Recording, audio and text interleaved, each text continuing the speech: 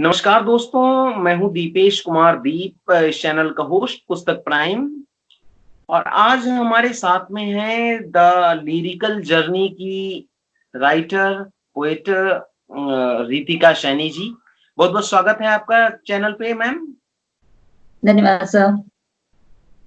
Ma'am, जैसा कि हमने आपकी बुक का इससे पहले रिव्यू किया, काफ़ी अच्छे आपके जो प्रशंसक हैं, उन्होंने काफ़ी अच्छे रिव्यू दिए इस चीज़ के कि काफ़ी अच्छी बुक है। मैंने भी पढ़ी, काफ़ी अच्छी लगी ये बुक मुझे। तो थैंक यू सर। अपने बारे में बताएँ आप कुछ कि कहाँ से शुरुआत हुई आपकी राइटिंग की? एक्चुअली बेसिकली तो मैं गोला गोकर्णनाथ, जिसे छोटी काशी से भी जानते हैं, वहाँ से बिलॉन्ग करती हूँ। मेरा बर्थ प्लेस यहीं पर है। और बाकी राइटिंग की शुरुआत मैं स्टूडेंट थी, तब से ही मैंने करी थी, क्योंकि मैं क्लास 11 में थी, तो मुझे ऐसा फ़ील हुआ कि मैं कुछ लिख सकती हूँ। मैंने अपनी फ्रेंड को लेटर लिखा एक बार, बिकॉज़ वो जा रही थी शहर से थोड़ा दूर, तो उसने मुझे बताया कि वो पढ़ते-पढ़ते उसकी मम्मी की आँख में आँसू आ गए, उसकी आँख में आँसू आ गए, तो मुझे ऐसा फ़ील हुआ कि क्या मैं कुछ ऐसा लिख सकती हूँ?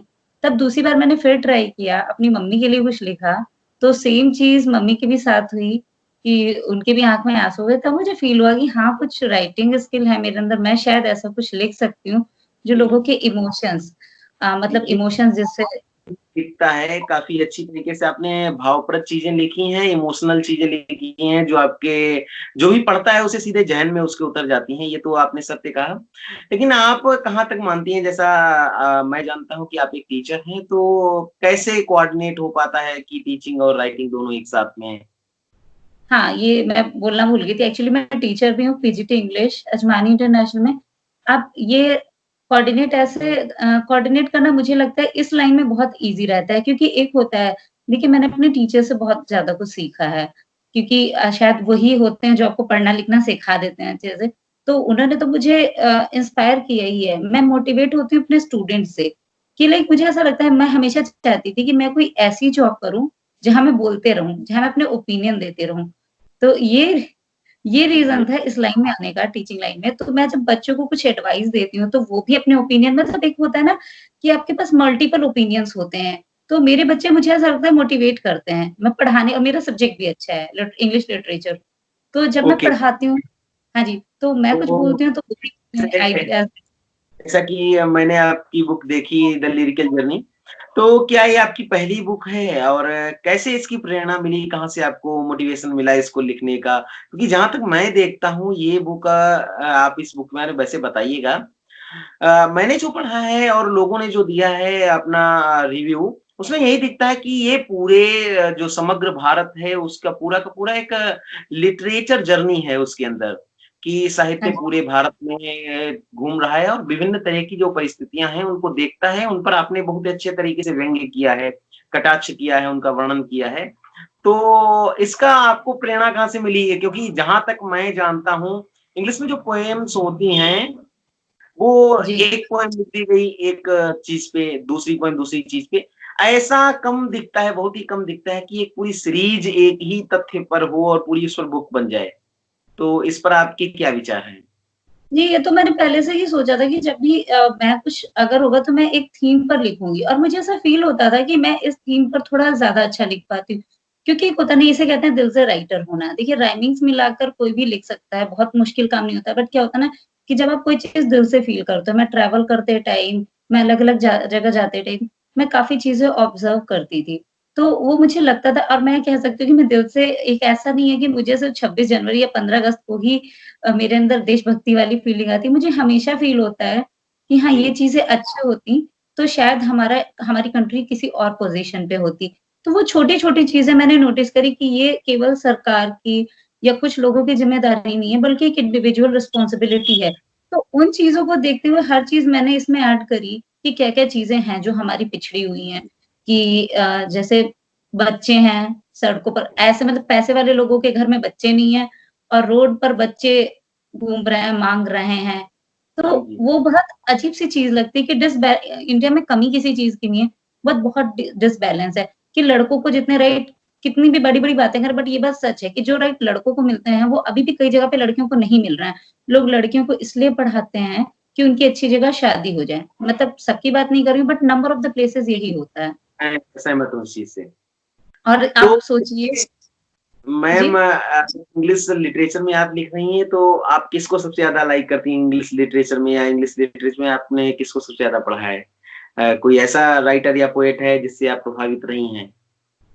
मैं पीबी शैली और जॉन कीट्स से बहुत इंस्पायर रही हूँ। बाकी जी, मैं इनका मैं बात करूँ तो मुझे रवीन्द्रनाथ टैगोर बहुत पसंद है। इसलिए नहीं कि मुझे सिर्फ़ उनकी पोएट्री पसंद है, बट जी, मुझे ऐसा लगता था रवीन्द्रनाथ टैगोर मैं इन सब की स्टोरी देखती हूँ तो मुझे ये लगता है कि ना आपको देखिए आपकी डेथ के बाद सालों बाद आपको कोई नहीं पहचानता है। बट आई थिंक ये ऐसी चीज़ होती है, लिखना ऐसी कला होती है जिसके बाद सालों तक लोग आपको याद रख सकते हैं। आप मतलब जी, मरने के बाद भी ज़िंदा रह सकते हो जी। किताबों में, डॉक्टर लोगों के कलाम दिलों में। कहते थे, डॉक्टर कलाम सदैव से यही कहते थे कि कुछ ऐसा कर जाओ जो लोग लिखें, और कुछ ऐसा लिख जाओ जो लोग पढ़ें। तो वैसा बिल्कुल। आपने चितार्थ किया है, और मुझे लगता है कि ये बुक एक माइलस्टोन होगी पूरे इंग्लिश लिटरेचर में। काफ़ी अच्छे भावप्रद तरीके से आपने इसको लिखा भी है। तो वैसे जहाँ पर तक मैं बात करता हूँ, और आप एक महिला भी हैं, तो आपने इसमें महिलाओं की कई तरीके की परेशानियों को दिखाया है। जैसे कि birth of a young girl, और उसके अलावा एसिड अटैक पर आपने बात की है, ईव टीजिंग पे आपने बात की है। तो आप अपने चारों तरफ जो वर्तमान परिदृश्य देखती हैं, एज़ ए लिटरेचर पर्सन, हमारा एक दायित्व तो रहता है कि समाज में जो हो रहा है हम उसको लोगों के सामने प्रस्तुत करें। तो आप उन चीज़ों पर क्या कहना चाहती हैं? आपके चारों तरफ जो परिदृश्य चल रहे हैं लड़कियों, महिलाओं के प्रति, तो कहाँ तक वो सकारात्मक पहलू में जा रहे हैं या नकारात्मक पहलू में जा रहे हैं? देखिए, सकारात्मक ये देखिए होता है कई लोग मुझसे बोलते हैं कि तुम थोड़ा इन चीज़ों को लेके नेगेटिव हो। मैं कहती हूँ कि नेगेटिव भी कहीं न कहीं एक तरीके से कह लीजिए कि एक सकारात्मक सोच के लिए मतलब प्रेरक होती है कि जब आप चीज़ें नकारात्मक देखते हो। मैं जो अपने आस-पास देखती हूँ देखिए कितना भी कह लीजिए कि नारी सशक्तिकरण सशक्तिकरण सच बताऊँ बहुत फेस करना पड़ता है लड़कियों को। ये मैंने खुद देखा और मैंने उन लोगों के साथ भी देखा है जो एक्चुअली पावरफुल हैं। तो जी। क्या होता है कि कितना भी कहिए चीज़ें फेस करती हूँ। मैं देखती हूँ बड़े-बड़े संपन्न परिवारों में भी लड़की का जब जन्म होता है, अगर एक के बाद एक दोबारा लड़की का जन्म होता है, तो वो उतना खुश नहीं होते हैं। जबकि अगर आप दूसरी तरफ देखो तो कौन रहता है अगर मान लीजिए लड़का भी पढ़ लिख जाता है, वो भी बाहर चला ही जाता है। ठीक है? वो छोड़ना चाहेगा तो वो भी छोड़ देगा। तो लड़की को ना तो अपने परिवार में, ना बाहर उतना सम्मान मिलता है। अब यहाँ पर सकारात्मक सोच की बात मैं कहूँ, तो मुझे लगता है ऐसा नहीं है कि मेरी पोएम पढ़ने के बाद या मेरे ओपिनियन सुनने के बाद लोगों पे पॉज़िटिव इम्पैक्ट नहीं पड़ता है। कई लोग मुझसे बोलते हैं आकर के कि लड़की का जन्म तो मैं उनसे ये बात कहती ज़रूर हूँ कि देखिए लड़के का तो ये है कि अपनी किस्मत बनाते हैं, आपको बनानी पड़ती है उनकी किस्मत, लेकिन लड़कियाँ कहीं न कहीं लेकर आती हैं। ऐसा नहीं है लड़कियाँ कैपेबल नहीं है। तो मुझे लगता है मेरे कहने से एट लीस्ट कुछ लोग, थोड़े लोग ही सही जो लोग भी बुक पढ़ें, कुछ तो पॉज़िटिव इम्पैक्ट पड़ सकता है। यानी कि अगर जो लोग मेरे आस-पास बैठे हैं, वो तो अवेयर रह सकते हैं इस बात को लेके कि हमारे साइड में एक लड़की बैठी यानी वो हमारे लिए अपॉर्च्युनिटी नहीं है, हमारी रिस्पॉन्सिबिलिटी है उसको प्रोटेक्ट करना, उसको सही से उसके घर तक भिजवाना। और मुझे तो सोसाइटी में दोनों तरह के लोग भी मैंने देखे हैं, ऐसा नहीं सिर्फ ईव टीज़िंग वाले लोग हैं, कुछ लोग जी। रिस्पॉन्सिबिलिटी भी निभाते हैं, लड़की को घर तक छोड़ के आते हैं। तो दोनों चीज़ें चलती हैं, लेकिन हमें चोट किस पे मारनी है, नेगेटिव चीज़ों पे मारनी है। बस ये सोचकर जी। मैंने इस चीज़ को उजागर किया। जी, बहुत सुंदर सोच है आपकी, काफ़ी अच्छे विचार हैं। तो जहाँ तक आपकी बुक थी जिसमें साहित्य जो है वो पूरे भारत की यात्रा कर रहा है, जो विभिन्न तरीके की चीज़ें हैं, उन पर अध्ययन करता है, देखता है कि क्या परेशानियाँ हैं। तो आपने अगर बात की जाए ऑल ओवर इंडिया, आप किन चीज़ों को मानती हैं कि मुख्य चीज़ें जो परेशानी की हैं अभी, जो सुधरनी चाहिए जल्दी? वैसे परेशानी तो काफ़ी हो सकती है किसी भी देश के लिए, लेकिन हाँ जी। कौन-सी ऐसी मुख्य चीज़ें हैं या फिर कौन-सी ऐसी मुख्य तथ्य हैं, जिन पर अभी काम करना ज़्यादा है? जैसे मैं क्या सोचती हूँ देखिए बहुत लोग कहते हैं कि करप्शन है, गरीबी है, ये सब चीज़ें, बट मैं जो बेसिकली फ़ील करती हूँ, वो क्या फ़ील करती हूँ कि हम ईयर बाय ईयर जितना आगे बढ़ रहे हैं, कहीं न कहीं सोच में हम पिछड़ते जा रहे हैं, कि अभी भी हम धर्म के नाम पे लड़ रहे हैं, धर्म के नाम पे ढोंग कर रहे हैं, हो सकता है कुछ लोग इस बात पे भड़क भी जाएँ। लेकिन मैंने देखा है जब बात करनी चाहिए, आप ठीक है, आप अपने धर्म को बढ़ावा दे रहे हैं, तो अपने धर्म के बच्चों को जो रोड पर घूमते हैं ना, उनको ले आइए, उनको पढ़ाइए, तब तो कोई बात है। आप सिर्फ जी, लड़ रहे हो। ये सोच बहुत पीछे अब टीवी में भी आप देखते हो क्या दिखाते हैं, हम लोग बहुत आगे जा रहे हैं, हमारी सोच डेवलप है, लेकिन सीरियल्स कैसे चालू होते हैं, नागिन, भूत-पिशाच, तो मुझे जी, लगता है ये सब में हम पिछड़ रहे हैं। हम तो वो सब चीज़ें मैंने लिखी कि ये जो लॉस्ट जनरेशन है, क्या है ना, बच्चे सिर्फ सिलेबस कंप्लीट करके पढ़ रहे हैं।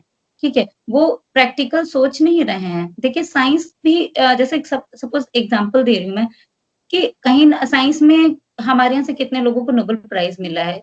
तो कहीं न कहीं हमारी एजुकेशन सिस्टम और ये सब चीज़ें पिछड़ रही हैं, उसका एक रीज़न ये भी है कि हम सोच नहीं डेवलप कर पा रहे हैं। हम पिछड़ते जा रहे हैं, हम धर्म के नाम पर लड़ रहे हैं या फिर हम क्या कहते हैं मतलब सोच के मामले में पिछड़ रहे हैं। अब टीवी में जी, अगर नारी सशक्तिकरण की बात बताऊँ तो नारी सशक्तिकरण क्या है? टीवी में भी आप देखते हैं ऐड में क्या दिखाते हैं, एक लड़का परफ्यूम जस्ट लगा लेता है, लड़कियाँ 50 लड़कियाँ उसके पीछे दौड़ती हैं। तो ये जी, क्या चीज़ें हैं? हम उसको मतलब क्रीम लगा लिया, फेयर हो गया तो आपको जॉब मिली, उससे पहले जॉब नहीं मिली। तो जी, हमारी सोच पिछड़ रही है। जी। ये चीज़ सोच वैसे करके मैंने आपने आपने बहुत अच्छे विचार दिए इस चीज़ पर। आपकी पोएम आई थिंक मैंने इसमें देखी थी कुछ जिसमें आपने बताया था कि ब्यूटी ओरिजिनलिटी में क्या है? जी, ब्यूटी हाँ जी, मेरे हिसाब से ब्यूटी तो एक देखिए 2 चीज़ें होती हैं, एक जो दिख रहा है, एक जो आप देख रहे हो, ठीक है? अगर आप ऐसे ही देखोगे, आपको हर लड़की मतलब सुंदर ही दिखेगी, बट जी, क्या होता है ना उसके लाइक हम एक एग्ज़ाम्पल बता रहे हैं कि जैसे जॉब करने जाते हैं, ये एक बिटर रियलिटी कई जगह पर जॉब भी इस प्रेफ़रेंस पे रखी जाती है कि आप फेयर हो, आपकी पर्सनैलिटी अच्छी है। बट हमें जी, उसकी ब्यूटी ये देखनी चाहिए कितना स्ट्रगल उसने लाइफ़ में किया है, कितना दिमाग है उसके। तो मेरे हिसाब से ब्यूटी ये है कि हम अंदर से कितना पॉज़िटिव हैं, हम अंदर से जी, कितना अच्छे हैं। अब ब्यूटी कर्स कैसे बन चुकी है? कर्स ऐसे ही बन चुकी है कि लोग मतलब एक तरह से कह लो काफ़ी काफ़ी सारे लोग हैं, मैं सबको नहीं कह रही हूँ बट नंबर ऑफ द जी, प्लेसेस मिल जाएँगे जहाँ पर ये ब्यूटी हमारे लिए कर्स बन जाती है कि ज़्यादा सुंदर देखना है तो इधर से कमेंट आ रहा है। सिर्फ रेप या मोलेस्टेशन की बात नहीं कर रही हूँ। जी, सुनना भी बहुत बुरा लगता है कि कभी कोई इधर से कमेंट कर रहा है, कभी कोई उधर से और आई थिंक सबने ही अपनी लाइफ में हर लड़की ने झेला होगा। तो जी, ये जी, इस तरह से करके कभी लगता है कि क्या ब्यूटीफुल हो होना एक कर्स है क्या हमारे लिए? तो ये है जी, मेरे हिसाब से ब्यूटी तब है जब उसको आपको जैसे गौतम बुद्ध ने कहा था कि आप किसी अगर फूल आपको कोई अच्छा लग रहा है तो आप उसे प्रोटेक्ट करिए, वहीं पर पानी दीजिए, तब तो वो आपका जी, प्रेम प्रेम है। उसको तोड़कर इधर-उधर फेंक देना ये गलत चीज़ है। तो मेरे जी, हिसाब से ब्यूटी को आप एप्रिशिएट करिए, ना कि उसको स्पॉइल करिए। तो ये जी, जी। मैंने थोड़ा-सा रखने की कोशिश की थी। जी ऐसी एक मैंने पोएम शायद काफ़ी दिन पहले पढ़ी थी ट्रू ब्यूटी। हाँ जी, ट्रू मुझे ठीक कौन-सा करिए। इसका राइटर कौन है मुझे पता नहीं हुँ, लेकिन मैंने पढ़ी थी। तो जहाँ तक बात करते हैं तो जब भी लिटरेचर में हम किसी मंच पे खड़े होते हैं, स्टेज पे खड़े होते हैं, एक बहुत ही उम्दा और बहुत ही फ़ेमस सवाल हर एक लिटरेचर पर्सन से आता है कि आप प्रेम के बारे में क्या सोचते हैं? जहाँ तक आपने बुक लिखी काफ़ी तथ्य इसमें उजागर किया आपने, लेकिन आप जहाँ पर देखते हैं और ब्यूटी की भी आपने बात की। तो क्या रोल है लव में इसका ब्यूटी का या फिर जो भी सुंदरता है, सौंदर्य है, उसका क्या महत्वपूर्ण है प्रेम के अंदर या नहीं? आपके क्या विचार हैं इस संबंध में? देखिए मुझे लगता है ना कि जो लव है वो ऑलरेडी ब्यूटी प्रेम खुद ही एक सौंदर्य है एक तरह से। कि जी, उसमें किसी आप मैं एक प्रैक्टिकल एग्ज़ाम्पल दूँगी आपको बड़ी-बड़ी बातें नहीं करूँगी। क कभी-कभी आप कुछ कपल्स को देखते होंगे, लव मैरिज होती है, बड़ा प्यार होता है बट वो इम्परफेक्ट से होते हैं कि इम्परफेक्ट मतलब लड़की बहुत सुंदर है, लड़का बहुत उतना अच्छा नहीं लग रहा है, या लड़का बहुत सुंदर, लड़की उतनी अच्छी नहीं लग रही है। लेकिन दोनों की बॉन्डिंग बहुत अच्छी होती है। क्यों? क्योंकि वो उनका प्रेम है, समर्पण है। तो वो प्रेम ऐसी चीज़ होती है ना जो आपके आँखों को उनके अंदर की सुंदरता दिखा देती है। मैंने कहा ना 2 चीज़ें होती हैं, एक क्या दिख रहा है और क्या हम देख रहे हैं। तो जब ये प्रेम देखिए ये ज़रूर मैंने बुक थोड़ा पैट्रियोटिक थीम पे लिखी है बट ऐज़ मैं लव पर भी लिखती हूँ बहुत कुछ, मेरा जर्नल वो भी है। तो मैं ये फ़ील करती हूँ कि जो आप देखते हो, जब आँखें आप पर प्रेम का पर्दा डालती हैं ना, तो आपको दुनिया की खूबसूरती नहीं दिखाई देती, कितनी भी बड़ी हीरोइन या कुछ आ जाए। बट वही कहा ना कि प्रेम तो खुद ही एक सौंदर्य है। जी। वहाँ पे फिर सुंदरता के कोई मायने या कोई मात्रा नहीं रह जाती है। तो ये मुझे लगता है हाँ, लिखने में भी ज़रूरी है। अगर आपके दिल में प्रेम नहीं है, आपके तो आप शायद उतना अच्छा नहीं लिख पाएँगे, जी, ऐसा मैं मानती हूँ। जी। Thanks ma'am. एक वर्तमान परिदृश्य में जैसे हम कहते हैं कि हम डेवलप होते चले जाते हैं, मेंटली अभी हम ग्रो कर रहे हैं या फिर जैसा एक हमेशा रहता है कि हम काफ़ी अच्छे युग की तरफ बढ़ते जा रहे हैं। होमो ड्यूस एक बुक आई थी काफ़ी दिन पहले युval नोह हरारी की अ, अच्छा। A brief history of tomorrow. तो उसमें उन्होंने एक खास वर्ड दिया था कि आने वाले समय में ह्यूमनिज़्म स्थापित होगा, बाकी सब धर्म जो हैं वो गायब हो जाएँगे। तो जैसे मुझे लगता है कि आस-पास जो हम देखते हैं, आपने एक बुक अपनी बुक में एक पोएम लिखी थी ओल्ड एज होम। हाँ जी। जो वर्तमान का सबसे बड़ा कर्स है, जो सबसे बड़ा श्रापित चीज़ है या फिर जो सबसे बुरी चीज़ लगती है कि जिसने पैदा किया है, जिसने पालन-पोषण किया है, हम उसी को छोड़ देते हैं और जीवन के एक ऐसे मोड़ पर जाके छोड़ते हैं, जहाँ पर वो काफ़ी परेशान होते हैं। लेकिन फिर भी मैं जहाँ तक मिला हूँ, कई वृद्धाश्रम में मैं जाया करता हूँ, फेडरेशन से जुड़ा हूँ, तो उनके मुँह से कभी मैंने ऐसा नहीं सुना कि मेरे बच्चे खराब हैं, जबकि वो उनको छोड़ गए हैं। तो इस पर आपने बिल्कुल, लिखा तो आप क्या कहती हैं? ओल्ड बिल्कुल सही एज होम। बात। देखिए ये तो भगवत गीता में भी लिखा हुआ है कि इंसान मोह माया से बंधा रहता है। ठीक है? जी, हमारे साथ शायद हमारे साथ भी यही हो कि हमारे बच्चे कितना भी गलत हमारे साथ कर लें, लेकिन कोई तीसरा जब उनकी बुराई करता है तो हमें बुरा लगता है, हमारे परिवार के लिए भी कोई। लेकिन अभी क्या है ना, देखिए ये कनेक्ट है चीज़ें एक-दूसरे से। मैंने कहा था ना लॉस्ट जनरेशन, तो क्या होता है ना कि एक टाइम बाद बच्चे बहुत सोसाइटी भी बहुत इनसेंसिटिव हो चुकी है कि बच्चे वो टाइम भूल जाते हैं कि जब छोटी-छोटी चीज़ों के लिए उनके पेरेंट्स कितना स्ट्रगल करते हैं। अब उन्हें जब उनका हाथ पकड़ने का समय आता है, तो वो उन्हें छोड़ के चले जाते हैं। क्योंकि एक उसकी वजह शायद ये भी रहती है कि हमने उन्होंने अपने बच्चों को बहुत ज़्यादा आराम दी, ठीक है? सोचा कि हम सब कुछ करेंगे अपने बच्चों के आराम के लिए। अब उन्हें ये काम बड़ा कठिन लगता है कि हम उनके बूढ़े हो जाने पर हम क्या कहते हैं उनकी सेवा करें, ये बहुत उन्हें कठिन काम लगता है। तो वो क्या करते हैं उनके लिए ईज़ी ये रहता है कि अपनी लाइफ़ जियो और उनको वहाँ पर छोड़ आओ। जबकि हमारी ये संस्कृति में ऐसा था नहीं। कुछ जगह होता है, बाहर की कंट्रीज़ में होता है कि वो बच्चे उनको ये बात पता होती है कि हम बूढ़े होंगे, हमारे बच्चे हमें छोड़ जाएँगे।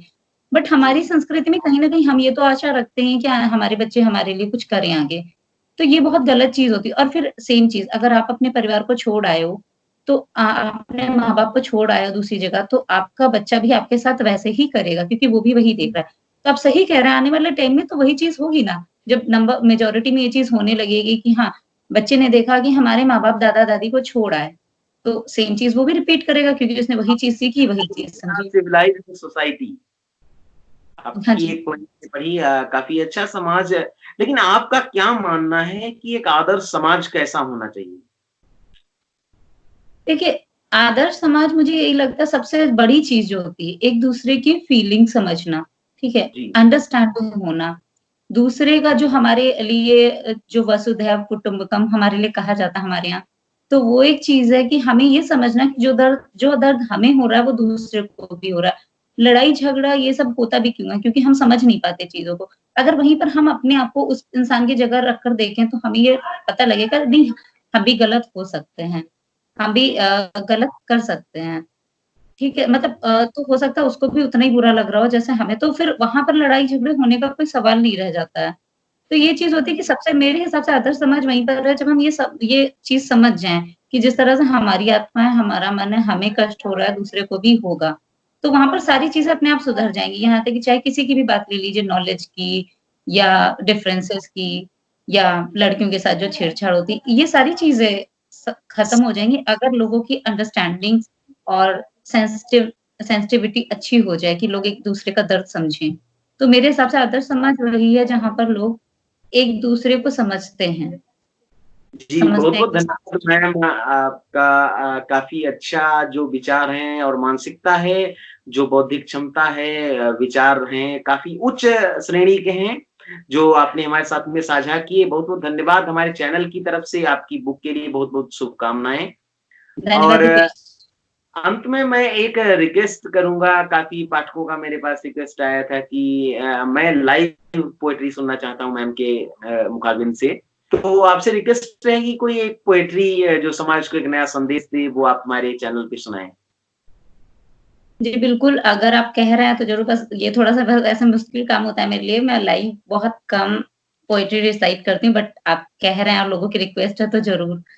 तो जी। The birth of a girl मैं एक पोएट्री है मेरी जो मुझे थोड़ा पसंद ज़्यादा है क्योंकि वही चीज़ मैं जो अपने आस-पास देखती हूँ कितना भी कुछ हो जाए लेकिन लोग उतना खुश नहीं होते हैं जितना बेटे के जन्म पे होते हैं। मतलब मैंने फिर वही कहूँगी, मैं सबको नहीं यहाँ पे कह रही हूँ, बट जी। मोस्टली ऐसा होता है। तो वही वही मैं रिसाइट करूँगी। On the way while moving, I heard a kind of music. That music must be in a celebration. A crowd was collected, must be their relation. I am quiet about the reason. They are celebrating the birth of their son. Finally, they got their hair, he answered. So they relish their first child. I admired. They have two more children. Both the time girls landed. मतलब वो उन्हें regret हो रहा है कि 2 time girls already यहाँ पे लड़कियों का जन्म हुआ है, तीसरी बार फिर से हो गया है।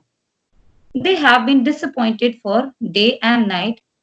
Finally, they have a boy this time. I mean, after 2 girls, 2 time जब लड़कियां हुई उनको बहुत दुख हुआ, अभी लड़का हुआ है, तब वो सेलिब्रेट कर रहे हैं। Bit disappointed. I asked, those girls are their what? Sorry, those girls are also their what? Didn't they celebrate their daughter's birth? It would also be the reason of mirth. With a mocking wink, he conversed. Here nobody celebrates the birth of girls. ये होता है कि अगर आप समझाने की कोशिश भी करोगे, तो ऐसी जगह लोग आपको बेवकूफ समझेंगे कि अरे कौन सेलिब्रेट करता है यहाँ लड़कियों का जन्म। Sons will be there to look after our property. Daughters are dead bother for dowry. मतलब अब उन्हें दहेज की चिंता होती है।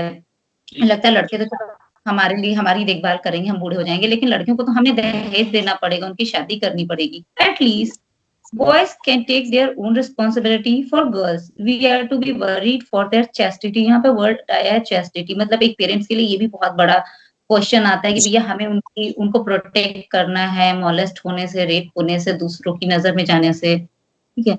And they'll leave us after their marriage.